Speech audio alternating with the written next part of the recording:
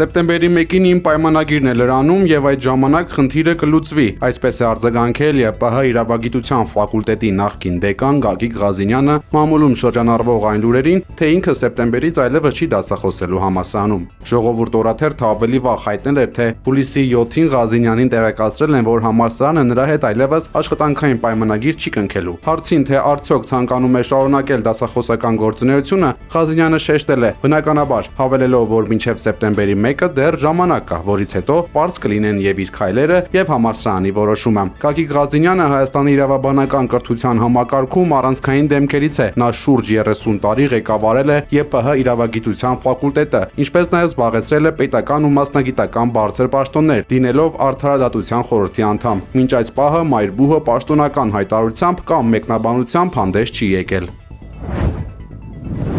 Ոչ Ադրբեջանի ՄԻՊ-ը եւ ոչ էլ Նիկոլ Փաշինյանը Բաքվում ապօրինի դատապարտված Ռուբեն Վարդանյանի կնոջ դիմումներին չեն պատասխանել։ Վերոնիկա Զոնաբենդը նշել է, որ հուլիսի 30-ին երկրորդ անգամ է պաշտոնական նամակներ ուղարկել Սաբինա Ալիևային եւ Նիկոլ Փաշինյանին Բաքու կանանց միջազգային մարդասիրական պատվիրակության այցի գործնական կազմակերպման վերաբերյալ կոնկրետ առաջարկություններով։ Վարդանյանի կինը Ադրբեջանի ՄԻՊ-ին խնդրել է աջակցել Ումբակիի քերեկատորական հիմնարկում պահվող հայ բանտարկյալների տեսակցության կազմակերպմանը, որոշակիացնել այցի հնարավոր ձևաչափը, ընտանիքների կողմից փոխանցվող ծանոթների հանձնման կարգը, ինչպես նաև պատվիրակության անդամների անվտանգ մուտքի գտնվելու եւ անխոչնդոտ ելքի պայմանները։ Փաշինյանին ուղղված նամակում էլ Զոնաբենդը խնդրել է նշանակել այս նախաձեռնության համակարգման համար պատասխանատու անձի եւ ապահովել այցի նախապատրաստման համար անհրաժեշտ դիվանագիտական աջակցությունը։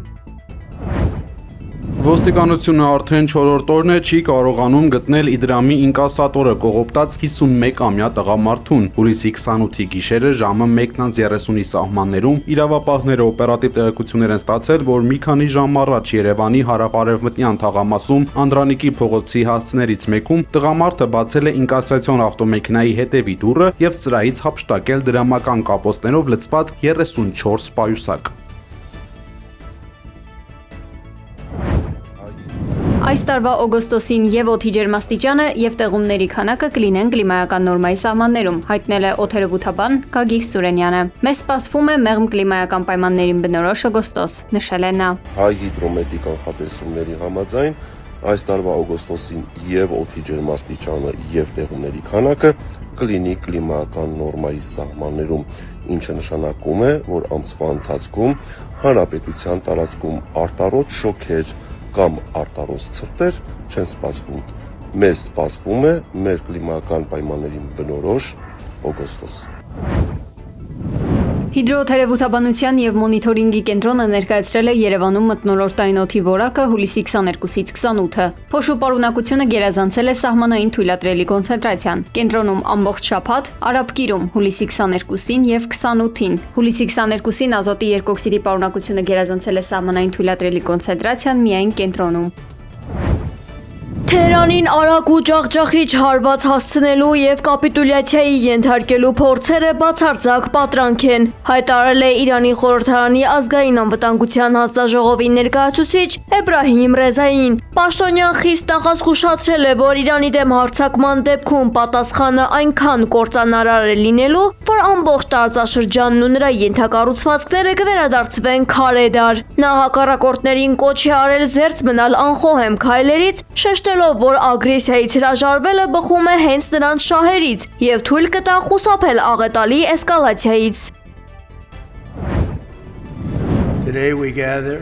in the deepest gratitude. Ուկրաինական հազվագյուտ մետաղների վերաբերյալ համաձայնագիրը թույլ է տալիս Միացյալ Նահանգներին ցանկացած ժամանակ մտնել այնտեղ եւ վերցնել գրեթե այն ամենը, ինչ կցանկանա, հայտարարել է Դոնալդ Թրամփը։ Խոսքը 2025 թվականի ապրիլին ստորագրված փաստաթղթի մասին է, որով Վաշինգտոնը ստացել է Ուկրաինայի ռազմավարական եւ կրիտիկական նշանակության հանքանյութերը գնելու բացարձակ առաջնահերթություն։ Ուկրաինան բավականին հարուստ է հազվագյուտ մետաղներով եւ ըստ համաձայնագրի մենք կարող ենք վերցնել ամեն բան, ասել է Միացյալ Նահանգների առաջնորդը։ Առաջիկա շաբաթներին Վաշինգտոնը կակտիվացնի դիվանագիտական ջանքերը պարզելու Ռուսաստանի եւ Ուկրաինայի միջև խաղաղ բանակցությունների վերսկսման հնարավորությունը, հայտարարել է ԱՄՆ պետքարտուղար Մարկո Ռուբիոն։ Ըստ նրա հաջողությունը երաշխավորված չէ, քանի որ երկու կողմերն էլ ունեն հստակ կարմիր գծեր եւ առանց այդ դիրքորոշումների որոշակի մերձեցման ցանկալի արդյունքի հասնելը անհնար կլինի։ Խաղաղությանն ուղղված այս քայլերի համատեքստում սպասվում է, որ ԱՄՆ նախագահ Դոնալդ Թրամփի հատուկ բանագնացներ Սթիվ Վիտքոֆն ու Ջարեդ Քուշները կայցելեն Կիև Ուկրաինայի անկախության օրվա միջոցառումների շրջանակում։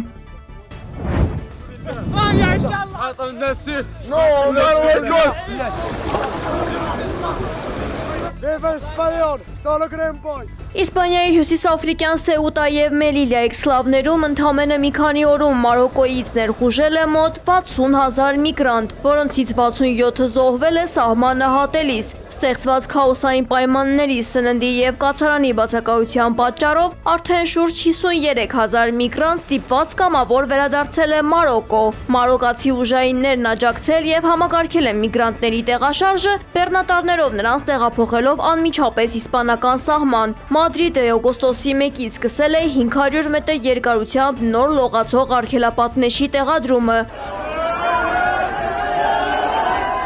Միգրացիոն կոլապսը միջազգային սկանդալի պատճառ է դարձել։ ԱՄՆ պետդեպարտամենտը մեղադրել է Իսպանիային դեպի Եվրոպա ապօրինի միգրացիան միտումնավոր խթանելու համար։ Եվրամիության ղեկավարությունը խստորեն դատապարտել է տեղի ունեցողը, իսկ Իտալիան ու Ֆրանսիան, պաշտպանվելով միգրանտների նոր խոսքերից, խստացրել են սահմանային վերահսկողությունն ու ժամանակավորապես սահմանափակել Շենգենյան ազատ տեղաշարժը։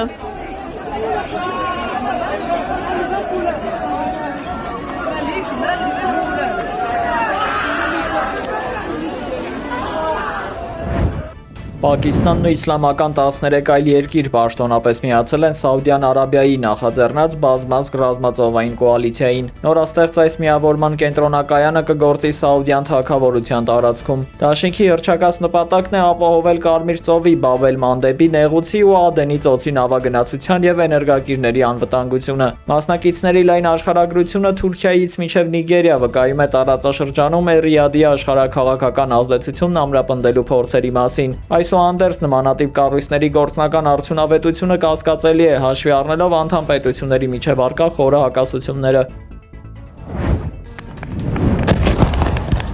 ԱՄՆ-ի եւ Իսրայելի Իրանի դեմ սկսված ռազմական գործողությունների ֆոնին Իրաքյան Քուրդիստանում տեղակայված իրանական քրդական խմբավորումները հայտնվել են Թեհրանի ինտենսիվ հրթիռային եւ անօդաչու հարվածների թիրախում։ Իրանական կողմն այս կերպ փորձում է ճնշել սահմանամերձ շրջաններում ցանկացած հնարավոր խռովություն։ Մինչ Վաշինգտոնն ու Թել Ավիվը աջակցության ազդանշաններ են հղում, քրդական ուժերը դժգոհում են զենքի բացակայությունից, կասկածի տակ դնելով Իրանում իշխանափոխության հարցում արևմուտքի լրջությունը։ Իրավիճակը բարդանում է նաեւ Էրբիլի դիրքորոշմամբ։ Իրաքի քրդական ինքնավարության իշխանությունները ճնշում են գործադրում այս ջոկատների վրա, պահանջելով դադարեցնել ակտիվությունը, տարածաշրջանն իրանական հաշվեհարդարից պաշտպանելու նպատակով։ Արդեն իսկ զգալի մարդկային զոհերի եւ ավերածությունների հանգեցրած այս իրավիճակում փորձագետները զգուշացնում են, առանց անվտանգության հստակ երաշխիքների քրդական գործոնի շահարկումը ոչ թե ռազմավարական հաջողություն է, այլ նոր արյունահեղության ուղիղ ճանապարհ։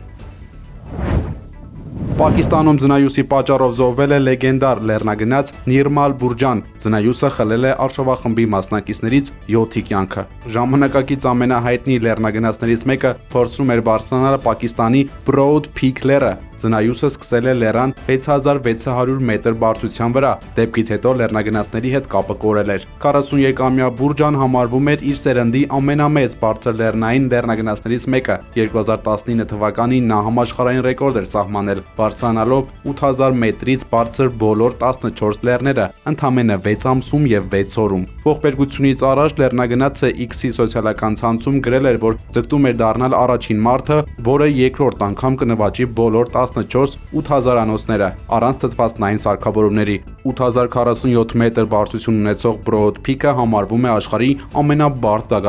ամենաբարդ գագաթներից մեկը։ Այն գտնվում է Պակիստանի հյուսիսում գտնվող Կարակորում լեռնաշղթայում եւ մոլորակի 14 ամենաբարձր լեռների թվում է։